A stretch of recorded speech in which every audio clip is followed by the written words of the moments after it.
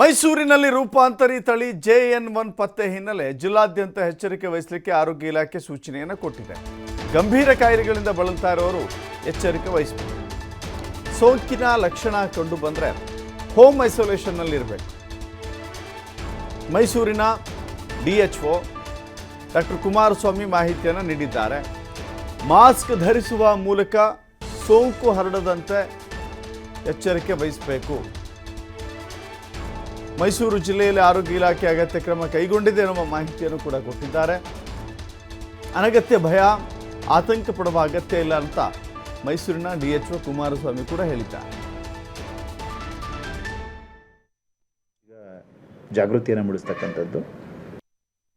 ಈಗ ಪ್ರತ್ಯೇಕವಾಗಿ ಪ್ರಿಕಾಷನ್ಸ್ ಅಂತ ನಾವು ತಗೊಳ್ಲಿಕ್ಕೆ ಹೋದಾಗ ಏನಾಗುತ್ತೆ ಅಂದರೆ ಅದೊಂದು ರೀತಿಯಾದ ಆತಂಕವನ್ನು ಸಾರ್ವಜನಿಕರಲ್ಲಿ ಉಂಟು ಮಾಡ್ತದೆ.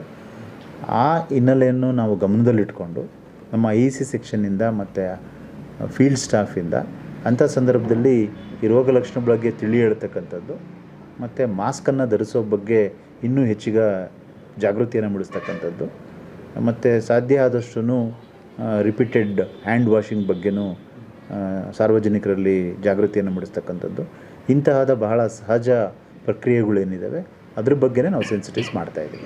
ಗ್ರಾಮೀಣ ಭಾಗದ ಪ್ರೈಮರಿ ಹೆಲ್ತ್ ಸೆಂಟರ್ಗಳಿಗೆ ಏನೋ ಸೂಚನೆ ಕೊಟ್ಟಿದ್ದೀರಾ ಸರ್?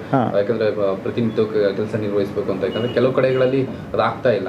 ಸೊ ಹಂಗಾಗಿ ಈಗ ಸುಮಾರು ಈ ಒಂದು ವಾರದಿಂದನೂ ಸಹ ಹಲವಾರು ನಾವು ಮೀಟಿಂಗ್ಸ್ಗಳನ್ನ ಮಾಡಿದ್ದೀವಿ. ಇಲ್ಲಿ ಎಲ್ಲ ತಾಲೂಕು ವೈದ್ಯಾಧಿಕಾರಿಗಳು ಮತ್ತು ಕಾರ್ಯಕ್ರಮ ಅನುಷ್ಠಾನಾಧಿಕಾರಿಗಳು ಮತ್ತು ವೈದ್ಯಾಧಿಕಾರಿಗಳನ್ನು ಒಳಗೊಂಡಂತೆ ಪ್ರತ್ಯೇಕವಾಗಿ ಸಭೆಯನ್ನು ಸಹ ಮಾಡಲಾಗಿದೆ. ಆ ಸಭೆಗೆ ಒಳಗೊಂಡಂತೆ ಕಂಪಲ್ಸರಿಯಾಗಿ ಅವರು ಆಸ್ಪತ್ರೆಗಳಲ್ಲಿ ಇದ್ದು ಸಾರ್ವಜನಿಕರು ರೋಗಿಗಳು ಏನು ಬರ್ತಾರೆ ಅವರಿಗೆ ಕೌನ್ಸಿಲಿಂಗನ್ನು ಮಾಡಬೇಕು ಮತ್ತು ಅದಕ್ಕೆ ಅನುಗುಣವಾಗಿ ಟ್ರೀಟ್ಮೆಂಟನ್ನು ಕೊಡಬೇಕು ಅಂತ ಹೇಳ್ಬಿಟ್ಟು ನಾವು ಡೈರೆಕ್ಷನ್ಸ್ ಕೊಟ್ಟಿದ್ದೀವಿ. ಬಾರ್ಡ್ರಲ್ಲಿ ಈಗ ಆಲ್ರೆಡಿ ನಮ್ಮ HD ಕೋಟೆಗೆ ತಾಲೂಕು ಹೊಂದ್ಕೊಂಡಿರೋ ಹಿನ್ನೆಲೆಯಲ್ಲಿ ನಮ್ಮ ತಾಲೂಕು ವೈದ್ಯಾಧಿಕಾರಿಗಳಿಗೆ ಸೂಚನೆಯನ್ನು ನೀಡಲಾಗಿದೆ.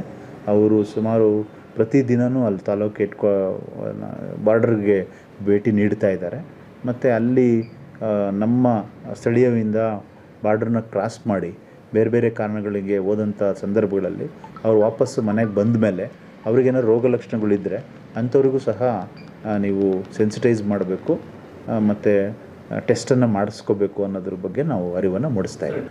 ಈಗ